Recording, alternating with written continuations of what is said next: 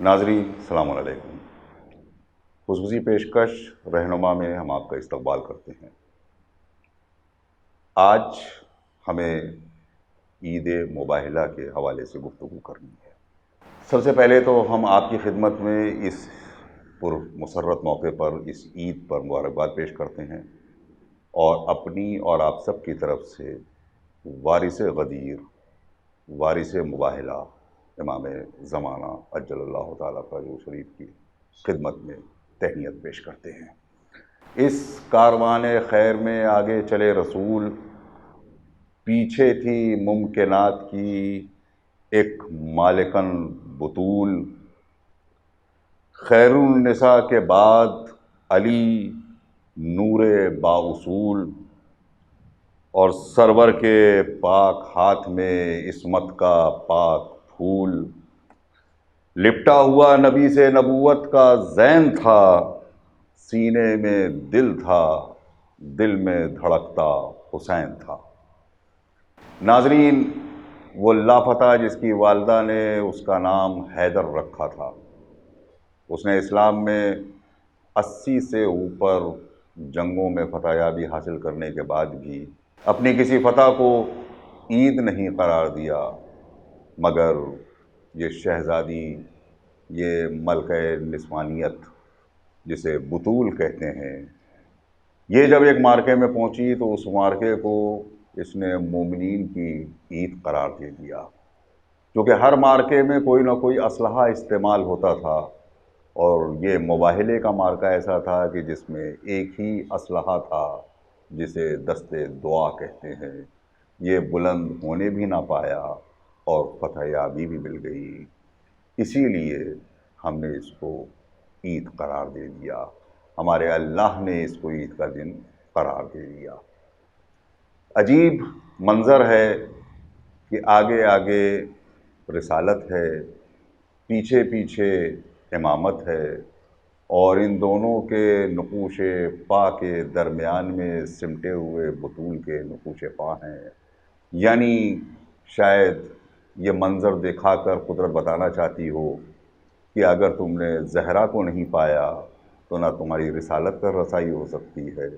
اگر تم نے زہرا کو چھوڑ دیا تو تم امامت تک بھی نہیں پہنچ سکتے، اور جب تمہیں یہ دونوں نہیں ملیں گے تو ربوبیت کہاں سے مل جائے گی۔ ناظرین، آج اس جشن کے موقع پر بہت ہی اہم گفتگو، مباہلے کی کیا عظمت ہے، اس مباہلے کو عید کیوں قرار دیا گیا، اور اس مباہلے سے ہمیں کیا سیکھنا چاہیے، یہ ساری گفتگو کرنے کے لیے ہمارے ساتھ موجود ہیں حجت الاسلام والمسلمین مصطفیٰ علی خان ادیب الہندی۔ جناب السلام علیکم۔ علیکم السلام ورحمۃ اللہ۔ پہلا سوال کہ مباہلہ کیا ہے، کیوں پیش آیا، اور اہل بیت کا مقابلہ کس سے تھا؟ اعوذ باللہ من الشیطان الرجیم، بسم اللہ الرحمن الرحیم، الحمدللہ رب العالمین، وصلی اللہ علی سیدنا محمد وآلہ الطیبین الطاہرین۔ سب سے پہلے آپ کی خدمت میں، تمام ناظرین کی خدمت میں، اور آپ سب کی طرف سے امام عصر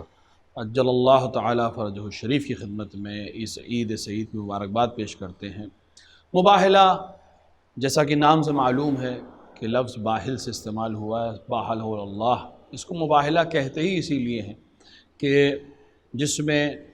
فریقین ایک دوسرے کے سامنے اپنی تمام چیزوں کو پیش کرنے کے بعد اس موقع پہ آ جائیں کہ اب دلیلوں سے بات نہیں چلے گی، ہم بارگاہ خداوندی میں جا کر دعا کریں یا بد دعا کریں۔ مباہلہ جو تاریخ علماء نے اس کے سلسلے میں نقل کی ہے، جو مشہور ہے، وہ 24 ذی الحجہ ہے۔ جی، سن میں اختلاف ضرور پایا جاتا ہے، لیکن یہ تقریباً طے ہے، اور شیخ مفید علیہ رحمہ اور دیگر علماء نے اس کو ایکسیپٹ کیا ہے اور مانا ہے کہ فتح مکہ کے بعد اور حجۃ الوداع سے پہلے جی، یہ واقعہ پیش آیا۔ جی، اور اس واقعے کے پیش آنے کی جو سب سے بڑی وجہ تھی وہ یہ تھی کہ پیغمبر اکرم صلی اللہ علیہ وآلہ نے جس طرح بہت سے لوگوں کو خط لکھے، بہت سے ممالک خط بھیجے، اسی طرح نجران کے مسیحیوں کو یا نصرانیوں کو خط لکھا اور ان کو اسلام کی دعوت دی۔ وہ لوگ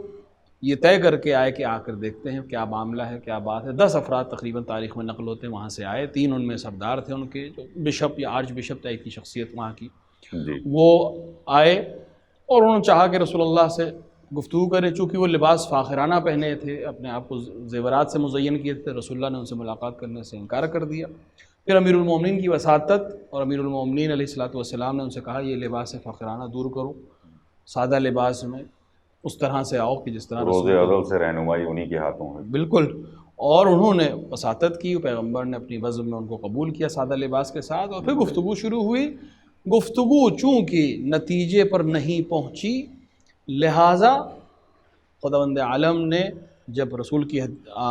دلیلوں کے باوجود، کس سلسلے میں دلیلیں؟ دلیلیں رسول اکرم صلی اللہ علیہ وآلہ نے کوشش یہ کی کہ بات وہاں سے شروع کی جائے جہاں ظاہری طور پر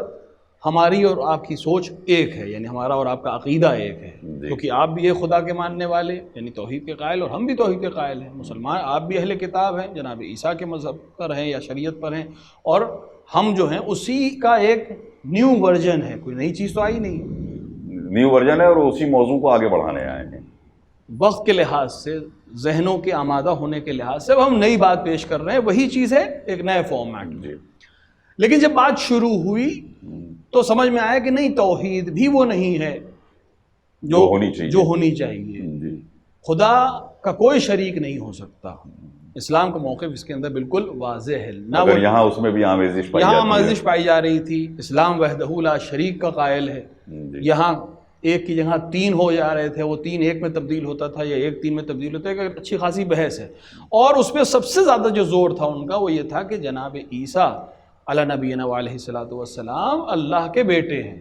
اور ان کی سب سے بڑی دلیل یہ تھی کہ چونکہ بغیر باپ کے پیدا ہوئے، وہ مریم بتول سے پیدا ہوئے، لہٰذا وہ اللہ کے بیٹے ہیں۔ رسول نے اس کے مقابلے میں دلیل پیش کی کہ اگر اس طرح ہو تو جناب آدم ماں باپ کے بغیر پیدا ہوئے، وہ زیادہ بڑے کرائٹیریا اس کے لحاظ سے، اس لحاظ سے، اور بات تمام دلیلوں کے باوجود جب ان کی سمجھ میں نہیں آئی، یا یوں کہا جائے کہ سمجھ میں آئی لیکن وہ ماننے کو تیار نہیں چاہا، یا طے کر لیا کہ ہم نہیں مانیں گے، تو پھر تیور ایک دم سے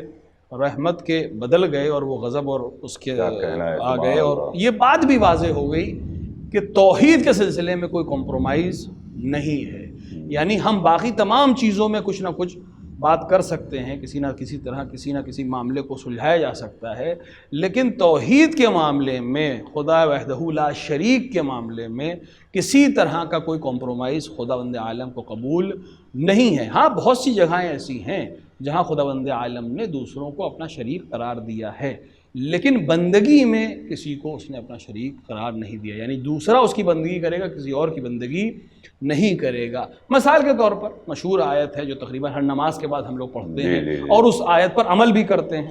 اور کمال یہ ہے کہ اس آیت پر اللہ نے خود پہلے عمل کیا ہے اور بعد میں ہم کو دعوت دی اور ہمیں اپنا شریک بنا لیا ہے، یعنی ہم اس کو شریک نہیں بنا سکتے، اس نے ہم کو اپنا شریک بنا لیا ہے، وہ اگر چاہے تو کسی چیز میں ہمیں اپنا شریک بنا سکتا ہے۔ ایک طرح سے شاید اس موضوع کی اہمیت بیان کرنے کے لیے بسم اللہ الرحمن الرحیم، ان اللہ وملائکتہ یصلون علی النبی یا ایھا الذین آمنوا صلوا علیہ وسلموا تسلیما، کہ بے شک اللہ اور اس کے فرشتے درود بھیجتے ہیں نبی کے اوپر، تم بھی درود بھیجا کرو ایمان لانے والو۔ تو اس عبادت میں شریک کیا ہے،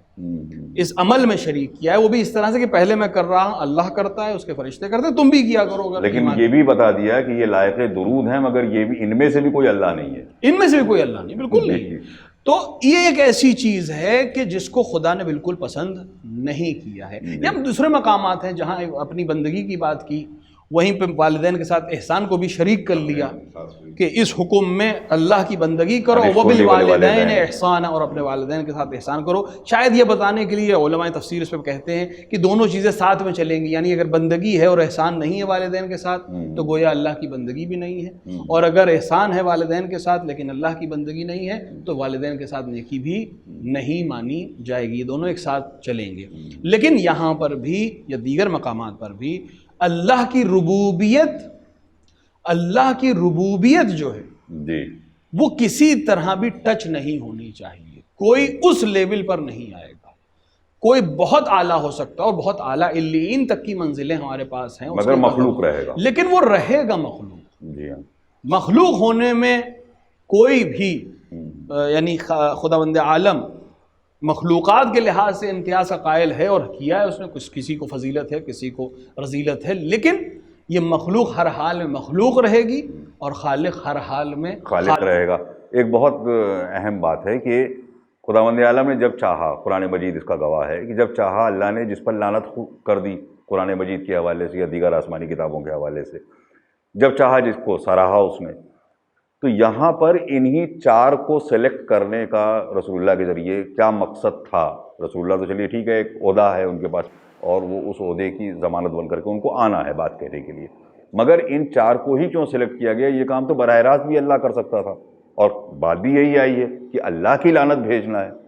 تو اس وسیلے سے کیوں؟ دیکھیے کئی اس کے وجوہات ہو سکتی ہے. بحث ہو رہی تھی رسول میں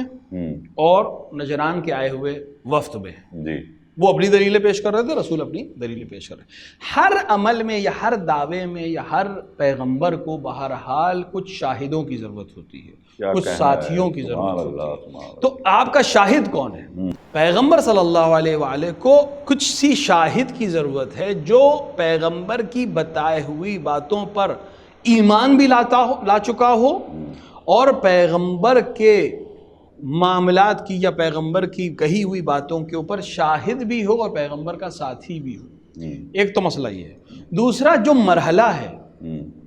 اس میں کچھ ذوات کو پہچنوانا ہے. ٹھیک ہے، سلسلہ نبوت کی آخری کڑی ہے، لیکن ہمیں معلوم ہے کہ سلسلہ نبوت کی آخری کڑی کے بعد بھی ایک سلسلے کی ہمیں ضرورت پڑنے والی ہے.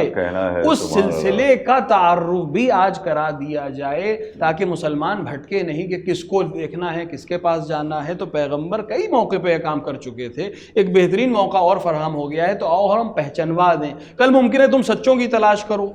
کونوا مع الصادقین کی آیت کے بعد تم گھبرا جاؤ کہ کون سچے ہیں، تو آج ہم سچوں کو میدان میں لے آتے ہیں تاکہ تم یہ نہ کہو کہ گھر میں تھے ہمیں نہیں دکھائی دیے، چادر تطہیر کے سائے میں تھے ہمیں نہیں دکھائی دیے. آج ہم میدان میں لے آتے ہیں تاکہ تم سب کو پہچان لو کہ کون سچے ہیں. کل جب بات ہو کونوا مع الصادقین تو پیغمبر کی نظر میں جو سچے ہیں ان کو پیغمبر لے کر آ رہے ہیں جو اس لائق ہیں کہ ان کے ساتھ چلا جائے. اور تیسرا مرحلہ اس میں یہ ہے کہ جو بات ہونی ہے وہ لعن کی ہونی ہے. لعن کس کو کرنی ہے؟ دعا تو ہم کریں گے، لعن کون کرے گا؟ لعن اللہ کرے گا. وہ کرے گا جس کے علم کا احاطہ ہر چیز پر ہے، ہر ایک کے اوپر ہے. ممکن ہے ایک انسان زمانے میں سچا ہو لیکن اللہ کے نزدیک سچا نہ ہو، اس نے کسی خلوت میں کبھی جھوٹ بولا ہو، کبھی غلط کام کیا ہو. ہم ایسوں کو لے کر آئیں کیونکہ لعنت جھوٹوں پہ ہونی ہے. تو ایک ایسے سچے چاہیے جو واقعی سچے ہوں، جو اللہ کی نظر میں بھی سچے ہوں، اللہ کے رسول کی نظر میں بھی سچے ہوں. زندگی کے کسی شعبے میں، زندگی کے کسی مرحلے میں، چاہے وہ بچپنے کا مرحلہ ہو، اس لیے ابناء کی دلیل بھی آ گئی. کیا کہنا ہے؟ خواتین کا مسئلہ ہے تو نسانہ کا نمائندہ بھی آ گیا. انفسنا کا معاملہ ہے تو نفس رسول کو بھی پہچنوا دیا جائے کہ وہ سچا بھی ہے اور نفس رسول بھی ہے. اس کو لے آیا جائے جس کی زندگی کا کوئی لمحہ بھی توحید خدا سے خالی نہیں ہے. اور جمع کا صیغہ بھی استعمال کر دیا کہ ان کے علاوہ اور کوئی ہے بھی نہیں. جمع کا صیغہ استعمال کر کے رسول کو وسعت دی گئی تھی کہ آپ لانا چاہیں تو 3 بھی لا سکتے ہیں، 3 سے زیادہ بھی لا سکتے ہیں. لیکن رسول کا کہیں کسی ایک کے مقابلے میں بھی جمع کا نہ لانا، یعنی 3 کسی میں بھی نہیں آئے. اب نانا میں بھی 2 ہی آئے تو جمع وہاں بھی نہیں بن پائے کیونکہ عربی میں جمع 3 یا 3 سے زیادہ پہ بنتی ہے. اجازت تھی لیکن کرائٹیریا طے تھا چونکہ. تو اس پورے بھرے مدینے میں جو مسلمانوں سے بھرا وہ مدینہ، کیونکہ سن 8 ہجری یا 9 ہجری کی بات ہے، اچھے خاصے مسلمان ہو چکے ہیں. کرائٹیریے پہ اترنے والے مسلمان نہیں تھے جو اس کرائٹیریے پہ آتے. بہت اچھے لوگ بھی تھے، بہت سچے لوگ بھی تھے، لیکن اس مرحلے میں آ سکیں کہ زندگی کے کسی مرحلے میں کبھی کوئی شک، کبھی کوئی تردید، کبھی کسی قسم کی بت پرستی، کبھی کسی قسم کا شرک نہ کیا ہو. جو مرحلہ آیا ہے جس وجہ سے مباہلہ ہو رہا ہے وہ توحید ہی کا مسئلہ ہے. بے شک بے شک. تو توحید کے گواہ بن کر یا توحید کے محافظ بن کر رسول کا ساتھ دینے وہ آئیں جن کا اپنا توحید کا معاملہ بالکل ایسا درست ہو کہ کہیں سے کوئی ان پر انگلی نہ اٹھا سکے کہ آج آپ توحید کی بات کر رہے ہیں، کل آپ ایسے تھے، فلاں وقت میں آپ ایسے تھے. تو ایسی ذوات آئے کہ جن کو سب اقرار کریں کہ انہوں نے چشم زدن کے لیے بھی غیر خدا کی پرستش نہیں کی. یا صدیقہ طاہرہ سلام اللہ علیہ کی ذات آئے کہ جو میوے بہشت ہے اور رسول کا دل کا ثمر ہے، اور امام حسن امام حسین جو مولود اسلام ہیں، ان نور کے ازدواج کے نتیجے میں ہیں کہ جنہوں نے اسلام کے دامن میں ہی آنکھ کھولی ہے اور مجسم نمائندے ہیں اسلام کی تمام ان لوگوں کے لیے جو اسلام سے توحید کو لینے اور جن لوگوں نے توحید اتنے اچھے سے اپنے چاہنے والوں کو سمجھائی بھی ہو کہ کوئی اور اس توحید میں انہی کو مخل نہ کر دے، انہی کو داخل نہ کر دے، یہ بھی احتیاط رہے قیامت تک۔ بالکل بہت ضروری ہے کہ دیکھیں امیر المومنین علیہ الصلوۃ والسلام کا وہ مشہور جملہ ہے کہ دو میرے سلسلے میں ہلاک ہو گئے، جس نے مجھے حد سے بڑھا دیا اور جس نے مجھے حد سے زیادہ گھٹا دیا۔ یہ الگ بحث ہے کہ ان کی حد کیا ہے، لیکن خود امیر المومنین نے بھی اپنی حد بیان کر دی تھی کہ مجھے خدا سے یعنی ربوبیت سے نیچے رکھنا۔ اب اس وقت میں ہم کو مرحوم طالب جوہری کو بھی یاد کر ہی لینا چاہیے، انہوں نے ایک بہت خوبصورت جملہ کہا تھا کہ صرف ایک جملے میں امیر المومنین کی حیثیت سمجھ لو، جو خدا نہ کہو باقی جو کہنا ہے کہو۔ اس مرحلے کو جو سمجھ لے جی اس نے امیر المومنین کو سمجھا ہے۔ جی جی تو امیر المومنین اس ذات کا نام ہے جو اعلیٰ ہے، علی ہے، اور علی الاعلیٰ نے اس کو علی بنایا ہے، لیکن یہ یاد رکھیں کہ علی الاعلیٰ نے اس علی کو بنایا ہے۔ کیا کہنا ہے، سبحان اللہ سبحان یہ علی اس علی الاعلیٰ کا بنایا ہوا علی، اور جیسے ہی کوئی بنایا ہوا وہ اپنے آپ مخلوق کی فہرست میں آ جائے گا اور خالق کی فہرست سے جدا ہو جائے گا۔ خالق صرف ایک ہے، اس خالق کی عظمت اس علی سے سمجھیں کہ جو علی اتنا اعلیٰ ہو،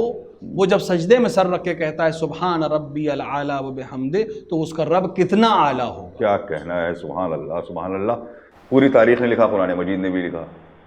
ان لوگوں نے مباہلہ کرنے سے انکار کر دیا،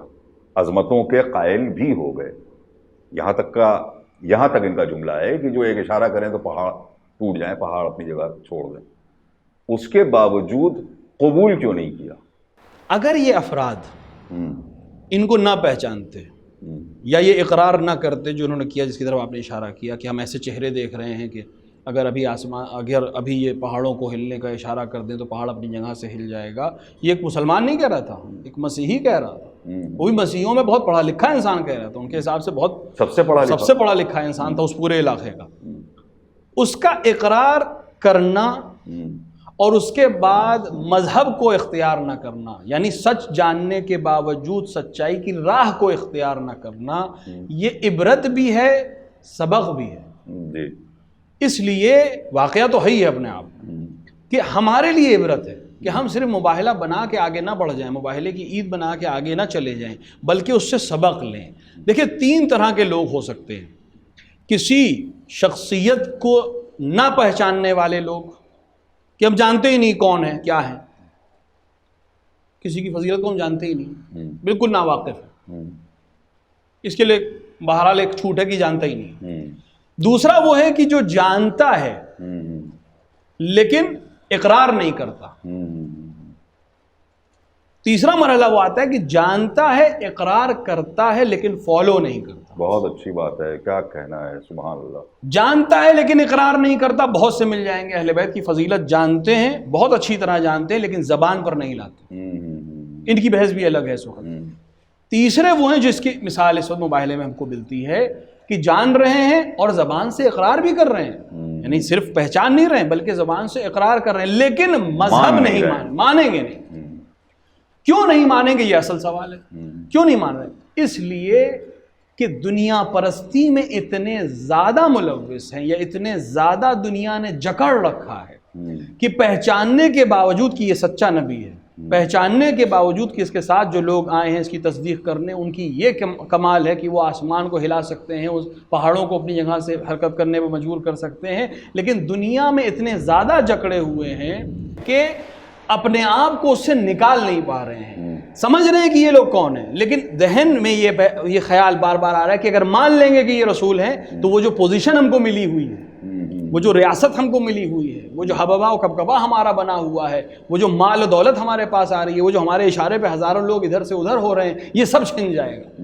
دنیا ہمارے ہاتھ سے چلی جائے گی۔ اور اس نے اپنے بیٹے کو جواب بھی یہی دیا تھا کہ تم جب بیٹے نے کہا کہ جب کہہ رہے ہیں تو کیوں نہیں مان رہے؟ جی، جو تمہارے لوگ جو تمہارے پیچھے چل رہے ہیں، جو کل تک تمہیں سلام کرتے تھے، وہ تمہاری بات نہیں سنیں گے، تمہاری حکومت چلی جائے گی۔ جو ریاست تمہارے پاس ہے، جو کرسی آج کی زبان میں کہی جائے، جو کرسی اور عہدہ تمہارے پاس ہے، وہ چلا جائے گا۔ اچھا، اور بالکل مکے مدینے کے قریبی کا علاقہ ہے یہ، اور تو یہ روایتوں میں ملتا بھی ہے کہ ایک بہت بڑی تعداد رسول اللہ کی آمد کی پیشین گوئی سن کے آ کے یہاں بسی تھی، بالکل، اور کئی نسلیں کئی پشتیں گزری تھیں انتظار میں۔ اس حوالے سے بھی گفتگو ہونی چاہیے، چاہے مدینے کے آس پاس کے یہودی ہوں، چاہے مکے کے آس پاس کے یہودی اور عیسائی یا نصرانی اور عیسائی ایک ہی چیز ہے، دو ایک ہی طریقے چیز سے ہے، بیان کرنے کا مسئلہ ہے۔ ان کو اس وادی میں آنے کی جو کیونکہ یہ باہر سے آئے تھے سب، یہ مکے کے اصل باشندے نہیں ہیں، 200 سال پہلے 150 سال پہلے اس رسول کی آمد سے پہلے یہ لوگ آئے تھے، کیونکہ جناب عیسیٰ کی پیشن گوئی اور دیگر کتب کی پیشن گوئیاں ان کو معلوم تھی۔ خود قرآن کہہ رہا ہے کہ اے رسول یہ تمہیں اپنے بچوں سے زیادہ بہتر پہچانتے ہیں۔ اللہ اکبر، قرآن کہہ رہا ہے یہ پہچانتے ہیں تمہیں، لیکن تمہارا اقرار نہیں کر رہے ہیں۔ یہ انتظار کر رہے تھے رسول کا، آ کر بسے ہی اس لیے تھے کہ آخر الزمان میں اس وادی غیر ذی زر میں آ کر کوئی آخری نبی آئے گا جو تمام انبیاء کا وارث ہوگا، جو آخری شریعت لے کر آئے گا، اس کے انتظار میں آ کر بسے تھے کہ جب آئیں گے تو سب سے پہلے ہم بیعت کریں گے، جب آئیں گے تو سب سے پہلے ہم اقرار کریں گے۔ کچھ کے تو بزرگوں نے خطوط تک حوالے کیے، خطوط حوالے کیے، پیغمبر نے مانگا کہ وہ خط دو۔ جب پیغمبر مدینے پہنچے اور کچھ چیزیں پیش کی گئی تو پیغمبر نے کہا کہ وہ خط بھی تو تمہیں دینا چاہیے، تو خط نہیں دیا، تو پیغمبر نے اپنے لیے دلیل بھی پیش کی کہ میں وہی ہوں جس کو خط دیا گیا، جس کے لیے خط دیا گیا تھا، اور تمہارے پاس وہ خط ہے۔ تو یہ دلیل بنی کہ بہت سے لوگ جانتے تھے اور اسی انتظار میں آئے تھے، اور نسل در نسل اپنی وصیت کرتے جا رہے تھے کہ ہمارا تو وقت ختم ہو گیا ہے، تمہارا وقت ہے، اگر تم دیکھنا تو یہ بات کرنا۔ تو ان کا آنا یا ان کا وہاں ہونا اسی پیغمبر کے انتظار میں تھا، اور جب پیغمبر سامنے آئے تو دنیا پرستی نے جکڑ لیا اور پیغمبر کو جان کر پہچان کر ماننے کو تیار نہیں، فالو کرنے کو تیار نہیں، پہچان لیا کہ وہی ہے جن کا انتظار تھا۔ عہدہ اور خاص طور سے اگر کوئی ریلیجیس عہدہ اگر آپ کو مل جاتا ہے تو اس میں آپ کو زیادہ محتاط ہونا چاہیے، اور یہ ہمارے لیے بھی عبرت ہے۔ جو ہم ہر نماز کے بعد اللہ جل اللہ جل کہتے ہیں، اس کے معنی اور مفہوم کو مباہلے سے ملا کر سمجھیں کہ کل کہیں ایسا نہ ہو کہ ہم جس کا انتظار کر رہے ہیں اور یہ جانتے ہیں اور مانتے ہیں کہ وہ آخری نجات دینے والا ہے، وہ آخری امام ہے، وہ آخری وسیع ہے، وہ آخری نمائندہ ہے، وہ تمام لوگوں کو فلاح و بہبود کی طرف لے جائے گا، تو کہیں ایسا نہ ہو کہ کل جب وہ آ کر کہے کہ تم اس عہدے کے لائق نہیں ہو یا ہم کو اپنے عہدے سے ہٹانے کی ضرورت محسوس کرے تو ہم اس کے سامنے اپنے عہدے کو بچانے کے لیے اس کا انکار نہ کر جائیں۔ تاریخ اس لیے صرف نہیں ہوتی کہ ہم اس کا جشن منائیں یا اس کے سلسلے میں، اور یہ بڑی پسند اور ناپسند کا یہ بھی مسئلہ ہوتا ہے کہ اچھا عہدہ مل رہا ہے، اس کے پیرلل مل رہا ہے، مگر مجھے یہ عہدہ پسند ہے کیونکہ ادھر لسٹ زیادہ ہے تو مجھے یہ زیادہ پریفر کر رہا ہوں، بالکل، تو وہ بھی نہیں ہونا چاہیے۔ دنیا پرستی کی پریشانی یہی ہے کہ پھر انسان حق اور باطل جانتے ہوئے بھول جاتا ہے، کیونکہ اتنی زیادہ اس میں چمک ہوتی ہے کہ وہ پھر آخرت کو چھوڑ دیتا ہے، جبکہ جانتا ہے اگر اپنے ذی شعور میں سمجھے تو سمجھے گا بھائی کتنے دن ہوتا رہے گا، 50 سال 60 سال 70 سال 80 سال 100 سال کتنا جیے گا، بالآخر مرنا ہے۔ وہ یہ سوچتا ہے کہ یہ 60 سال کا عہدہ نقد میں کیوں جانے دوں اس آخر، جبکہ اگر مان لے، اور جن لوگوں نے مانا انہوں نے دنیا میں بھی فائدے حاصل ہوئے اور آخرت میں تو خیر اپنے مقام اپنی جگہ پر کیا کہنا ہے۔ سبحان اللہ۔ آخری سوال اور بہت قیمتی سوال، مباہلہ اور وہاں سے واقعاً سفر بھی شدہ غدیر کا ہوا ہے، یعنی ہم لوگ ابھی جو مناتے ہیں وہ 18 ذی الحجہ پہلے آتی ہے اور 24 ذی الحجہ بعد میں آتی ہے، مگر یہ تقریباً وہی 8-9 ہجری کا واقعہ ہے جیسے کہ آپ نے فرمایا، اور یہ آخری 10 ہجری کا واقعہ ہے، بالکل آخری سفر ہے رسول اللہ۔ مباہلے سے غدیر تک پہنچنے کے لیے کیا سمجھنا ہوگا، کیا پیغام مل رہا ہے اس مباہلے سے غدیر تک کی رسائی ہو سکے جس سے؟ دیکھیے، مباہلہ تاریخ کے لحاظ سے غدیر کا مقدمہ ہے۔ بہت اچھی بات ہے، سبحان اللہ سبحان۔ پیغمبر کچھ زوات کو جو اب تک گھر میں تھی، جو اہل بیت تھے، ان کو میدان مباہلہ میں لے کر آئے کہ کچھ پہچان لیا جائے کون لوگ، جو ان کو سمجھنا تھا وہ سمجھ بھی گئے تھے کہ کیا اس کا مقصد کیا ہے۔ مباہلہ صرف مقصد نہیں تھا، مباہلہ تو ہوا ہی نہیں، لیکن جو مقصد تھا، جو اعتراف لینا تھا، جو پہچانوانا تھا وہ ہو گیا۔ غدیر اس کو بڑے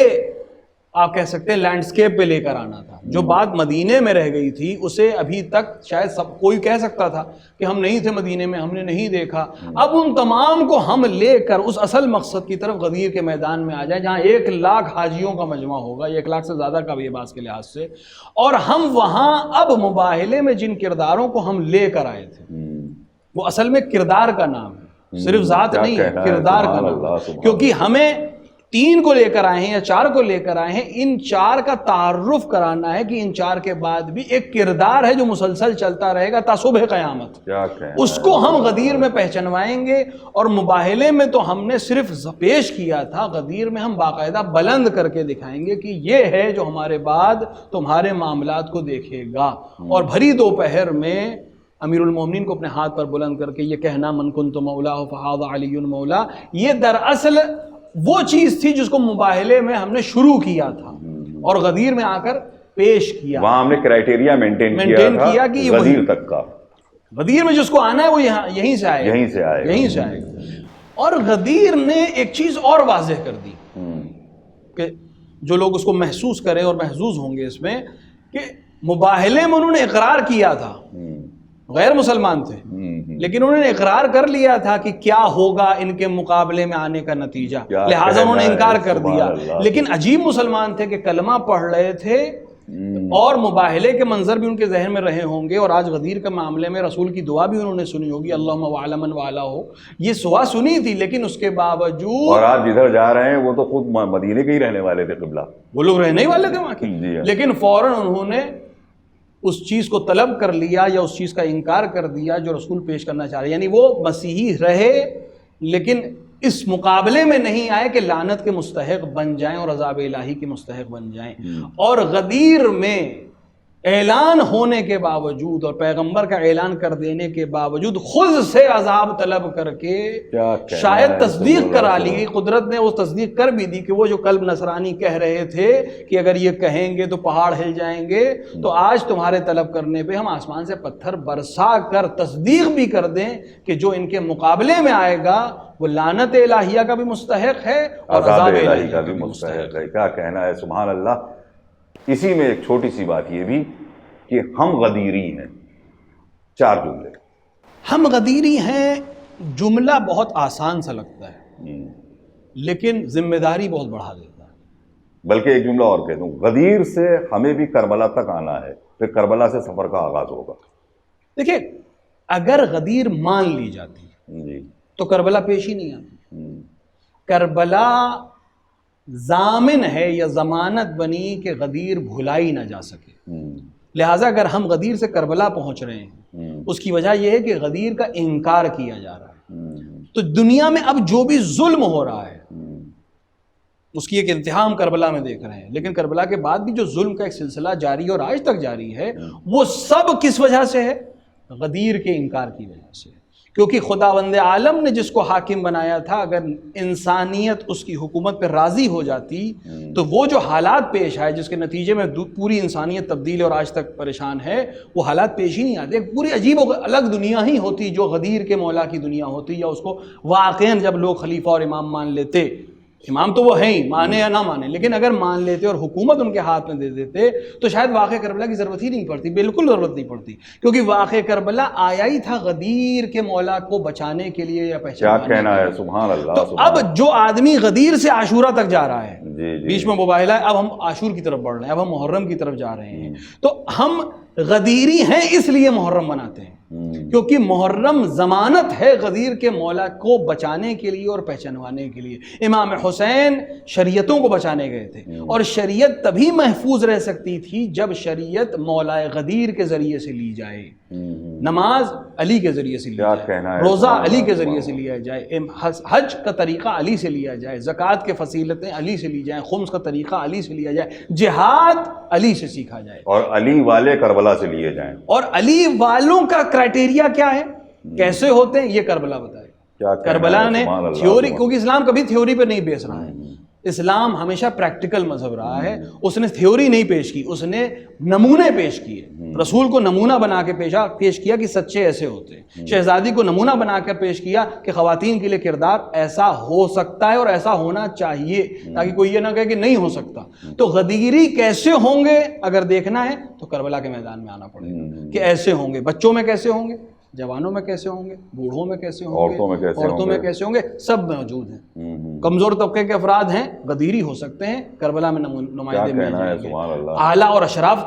علاقے کے ہیں، قبیلے کے الگ سردار ہیں، رنگ و نسل کے ہو سکتے ہیں، الگ رنگ کے ہو سکتے ہیں، اگر نسل کے ہو سکتے ہیں، تازہ مسلمان ہو سکتے ہیں، دیرینہ مسلمان ہو سکتے ہیں، ابھی 18 دن پہلے اسلام لایا ہوا جوان ہو غیروں سکتا کے ہے، شیعہ ہو سکتے ہیں، دوسروں کے چاہنے والے ہو سکتے ہیں اور تبدیل ہو سکتے ہیں۔ تو سب کے لیے مجال موجود ہے۔ کربلا غدیری ہونے کے لیے اس کرائٹیریے کا نام ہے، اس اسلوب کا نام ہے کہ جس پر اترنے کے بعد ہی انسان کہہ سکتا ہے کہ میں غدیری ہوں۔ کیا کہنا ہے، سبحان اللہ۔ مختصراً یہ کہہ سکتے ہیں کہ وہ ذوات جن کو زیر چادر تطہیر اللہ نے سمیٹا، جن کو مباہلے کے میدان میں لا کے پہچنوایا، میدان غدیر میں جن کو بنایا، اور کربلا سے جن کو حیات جاویداں بخشی، وہی شخصیتیں اگر مانی جائیں گی اور پہچانی جائیں گی تو پھر اس حیات سے ہر حیات جڑ جائے گی، اس فکر سے ہر فکر جڑ جائے گی، ان نفوس سے تمام نفوس جڑ جائیں گے، اور یہی غدیر سے مباہلے ہوتے ہوئے کربلا تک کا سفر ایک بہترین خلقت کو جنم دے گا جو واقعاً حضرت انسان کہلائے گا۔ اس لیے اب ہم چونکہ صرف عاشورہ سے چند دن پیچھے رہ گئے ہیں، حالات کچھ بھی ہوں، کیسی بھی مشکلیں ہمارے سامنے آ جائیں، ہمارے مظلوم آقا نے ہمیں یہی تو سمجھایا کہ ہر مشکل سے نکلنے اور نکالنے والے کا نام حسین ہے۔ یہی حسین ہے جو ہر مردہ زمین سے سرسبز و شاداب درخت نکالتا ہے۔ انشاءاللہ بہت جلد یہ وبا بھی ہمارا ساتھ چھوڑے گی۔ آج انہی ذوات کے حوالے سے آئیے ہم سب دست دعا بلند کریں کہ مولا تیرے نزدیک تو کن فیکون کا مصداق ہے، تو کہتا ہے کہ میں اشارہ کرتا ہوں، میں ارادہ کرتا ہوں، وہ چیزیں ہو جاتی ہیں۔ تو اے میرے مالک، محرم قریب ہے، عشرہ ہمارے سامنے ہے، آنکھیں نم ہیں، دل دھڑک رہے ہیں، اداسیاں گھیرے ہوئے ہیں۔ اے کن فیکون کے مصداق و مالک، مولا ہمارے محرم کو ویسے ہی کر دے جیسے کہ ہم آج تک مناتے آئے ہیں، ورنہ کہیں ایسا نہ ہو کہ دلوں میں یہ گھٹن لے کر ہم زیر زمین دفن ہو جائیں۔ ناظرین، اس دعا کے ساتھ ہم آج آپ سے یہی اجازت لیتے ہیں۔ انشاءاللہ اگلی نشست میں، کیونکہ اس پورے مہینے میں اللہ نے یہ انتظام رکھا ہے کہ ہر واقعہ کہیں نہ کہیں کربلا سے جڑا ہوا ہے، اس لیے ہم ابھی 2 ہستیوں کے بارے میں آپ سے گفتگو کریں گے جو واقعاً براہ راست کربلا سے جڑی ہوئی ہیں محرم کے پہلے۔ ناظرین، آج ہم آپ سے یہی اجازت چاہتے ہیں۔ خدا حافظ و ناصر، والسلام علیکم ورحمۃ اللہ وبرکاتہ۔